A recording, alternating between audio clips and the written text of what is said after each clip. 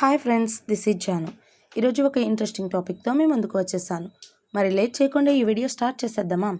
IPL మెగావేలం నిబంధనలు దాదాపు ఖరారయ్యాయి. ఓ RTM కార్డును ఉపయోగిస్తూ గరిష్టంగా 6 ఆటగాళ్లను ఓ ఫ్రాంచైజీ అట్టి పెట్టుకునే అవకాశం ఉంది. అంటే 5 ప్లేయర్లను నేరుగా రిటైన్ చేసుకుంటూ వేలంలో అదనంగా ఓ ఆటగాడిని ఆర్టీఎం కార్డు ద్వారా దక్కించుకోవచ్చు. దీనిపై మరికొన్ని గంటల్లో బీసీసీఐ నుంచి అధికారిక ప్రకటన విడుదల కానుంది. ఈ క్రమంలో ఫ్రాంచైజీలు తమ రిటెన్షన్ లిస్ట్ను సిద్ధం చేయడానికి చర్యలు వేగవంతం చేస్తున్నాయి. సన్రైజర్స్ హైదరాబాద్ రిటెన్షన్ లిస్ట్ను దాదాపు ఖరారు చేస్తున్నట్లు తెలుస్తోంది. బీసీసీఐ వెల్లడించనున్న ఈ 5+1 ఆర్టీఎం కార్డు నిబంధనలు ఎస్ఆర్హెచ్కు గొప్పగా కలిసిస్తున్నాయి. ఆర్టీఎం కార్డు లేకుండా కేవలం 5 ఆటగాళ్లనే రిటైన్ చేసుకోవాలనే రూల్ ఖరారైతే ఎస్ఆర్హెచ్ యాజమాన్యానికి తలనొప్పిగా మారేది. ఎందుకంటే 5 ఆటగాళ్లలో 2 విదేశీ ప్లేయర్లకు మాత్రమే ఛాన్స్ ఉండే అవకాశం ఉంది.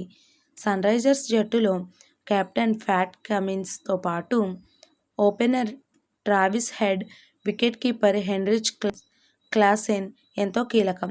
ఈ ముగ్గురిలో ఒకరిని విడిచిపెట్టాలంటే మ్యాచ్ విన్నర్ను కోల్పోయినట్టే. కానీ ఆర్టీఎం కార్డు ఉపయోగిస్తూ ముగ్గురిని సొంతం చేసుకోవచ్చు. అయితే దీనిలో ఎస్ఆర్హెచ్ సీఈఓ కావ్య మారన్ ఆర్థిక వ్యూహాలు అమలు చేయనుంది. కమిన్స్ క్లాసెన్ను రిటైన్ చేసుకుని హెడ్ను ఆర్టీఎం ద్వారా దక్కించుకోవాలని చూస్తోంది. కమిన్స్ బ్యాటింగ్, బౌలింగ్తో పాటు కెప్టెన్సీలోనూ సత్తా చాటగలడు.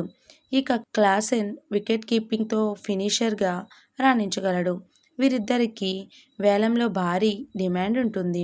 హెడ్కు కూడా డిమాండ్ ఉన్నప్పటికీ విభిన్న పాత్రలు పోషించే వారి కంటే కాస్త తక్కువగా ఉంటుంది. దీంతో పర్స్ వాల్యూను కాపాడుకోవచ్చని కావ్య మేడం ఆలోచిస్తుంది.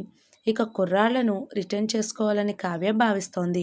అభిషేక్ శర్మ, నితీష్ కుమార్ రెడ్డి, నటరాజన్ను రిటర్న్ లిస్టులో యాడ్ చేసింది. ఒకవేళ విదేశీ ప్లేయర్లకు లిమిట్ విధించకపోతే నితీష్ లేదా నటరాజన్ ఆర్టీఎం ద్వారా దక్కించుకోవాలని కావ్య ఆలోచిస్తుంది. మరి మీలో ఎంతమందికి ఈ వీడియో నచ్చిందో కింద కామెంట్స్లో నాతో షేర్ చేయండి. ఈ వీడియో కనుక మీకు నచ్చినట్లయితే లైక్ చేయండి, షేర్ చేయండి. This is Janu. Thank you for watching this video.